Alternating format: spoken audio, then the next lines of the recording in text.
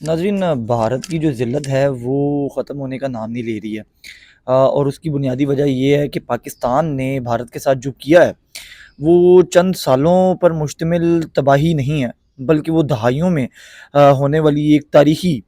جو ہے، آپ اس کو کہہ سکتے ہیں کہ تباہی ہے جو پاکستان نے اس کی ہے۔ کبھی فرانس، کبھی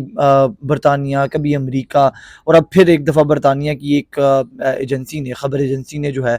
وہ رپورٹ کیا ہے کہ پاکستان نے رافیل کیسے گرائے، اور بڑی انٹرسٹنگ اس کے اندر جو ہے وہ ڈیٹیلز ہیں، وہ آپ کے ساتھ شیئر کرتے ہیں۔ لیکن اس کے اندر جو سب سے انٹرسٹنگ پہلو تھا وہ یہ تھا کہ انہوں نے شاید پاک فضائیہ کے کسی افسر سے بھی بات کی ہے، البتہ نام نہ ظاہر کرنے کی شرط پہ اس نے ڈیٹیل بتائی ہے کہ اس دن ہوا کیا، اس رات کو 7 مئی کی رات کو کیا ہوا کہ رافیل گرے۔ تو ٹائٹل بھی انہوں نے یہی دیا ہے کہ پاکستان نے بھارت کے رافیل کیسے گرائے، اور بتایا جاتا ہے کہ اس ٹوٹل جنگ کے اندر 210 فضائی طیاروں نے جو ہے وہ حصہ لیا، جو کہ دہائیوں پر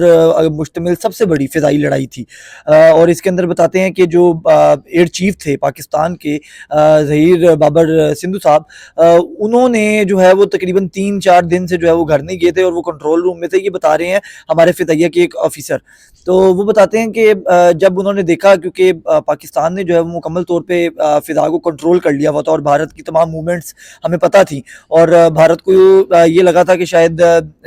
وہ اتنی زیادہ رینج نہیں ہوگی چین کے میزائلوں کی، اور چین کے جہاز کی، J-10C کی اور PL-15 کی۔ تو انہوں نے جو ہے وہ اس اثناء کے اندر جو ہے وہ آپ کہہ سکتے ہیں کہ آ کے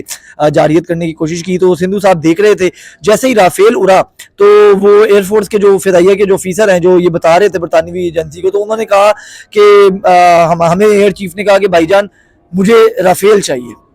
مجھے رافیل چاہیے، آپ نے رافیل کو ٹارگٹ کرنا ہے۔ تو کہتے ہیں کہ ہماری جو ہے وہ ہم لوگوں نے اس کے اوپر کام شروع کر دیا، اور جیسے ہی کہتے ہیں کہ 200 کلومیٹر دور سے نشانہ بنایا گیا ہے۔ آپ یہ رینج کا جو ہے وہ اندازہ کریں، اور اگر آپ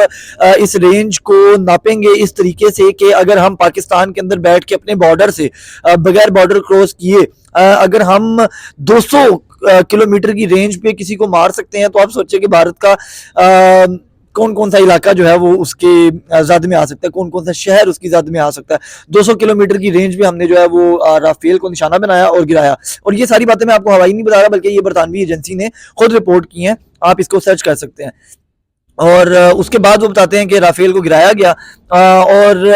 ہمیں جو اس سے پہلے ایک رپورٹ ملی تھی وہ بڑی انٹرسٹنگ تھی، چونکہ الیکٹرانک وارفیئر کا بھی حصہ تھا، جس طریقے سے ہم لوگوں نے ان کے تمام سسٹم کو